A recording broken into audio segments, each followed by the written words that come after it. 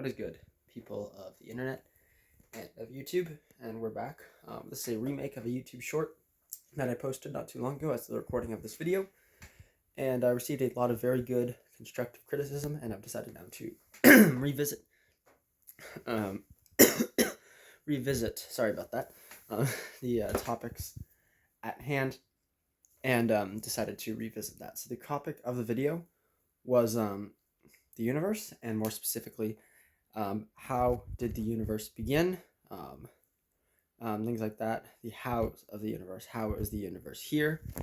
And my thesis was that God created the universe.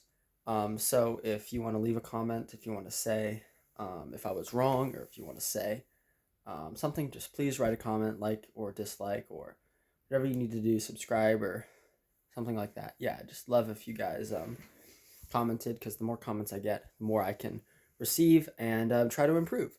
So without further ado, let's get into the how did the universe begin to exist.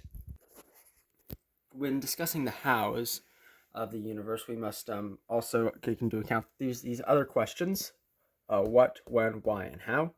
What and when are not really the subject of too much of a theological video, and the why would be a very good subject, but I've decided to divide this into two parts, the why and the how.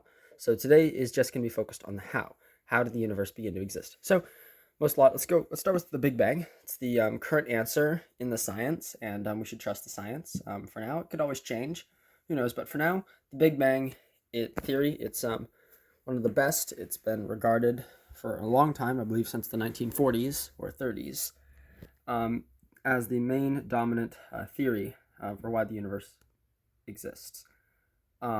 And before I continue with my thesis, there's one thing you gotta know, and that is that the universe will have an end. Will have an end roughly 33 billion to many trillions of years in the future. I haven't had a single scientist who says the universe will last forever. Even at the atomic level, the universe will eventually be destroyed.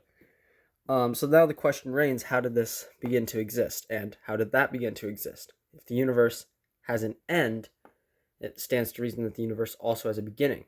So the creation of the universe must have been something outside of the universe, because you can't create something you're in.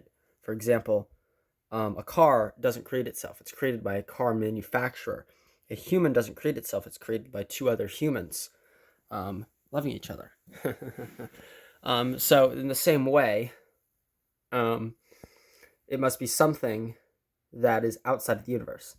And that something is probably uncaused, because then we run into the same problem. If that has a creation, if that deity has a creation, it stands to reason that some other more powerful deity created that created that, that created that. So we still run to the same problem. So eventually we have to come to the conclusion that there is something uncaused that caused whatever caused the universe, Big Bang, that the universe that we live in. So that fits the definition of God. God is an uncaused causer. He is uncaused, because being uncaused is greater than being caused, because caused implies that you're limited to the creation by something or someone, whereas uncaused means you're completely independent of that. So, therefore, God created the universe, or at the very least created something that created something that created something, eventually leading to the universe. Now, there's one more thing I want to point out. A lot of people have accused me of using, one person accused me rather, but I guess not on YouTube, but also in real life discussions, people have accused me of using God of the gaps fallacy, saying, you're using gaps in science, that we don't know everything about science, to try to prove God. I'm trying to use this to prove God, and that's not true. A lot of atheists have been are saying things like, oh, let the blue represent everything that we know about the world, everything that is in the world that we could possibly know, and then let this represent the science that we do know. And eventually we are just going to be filling in all of these gaps about God. We're going to be filling in, and everything that we all once thought to God explain the universe with all these Greek gods is now being explained by our science. But no, as a Christian, as a Reformed Christian, I can say truly that yes, science could be the cause for all this, even all of this. But God is still the underlying cause for everything of the universe. It's a both and statement. So there is no contradiction. There's no God of the gaps.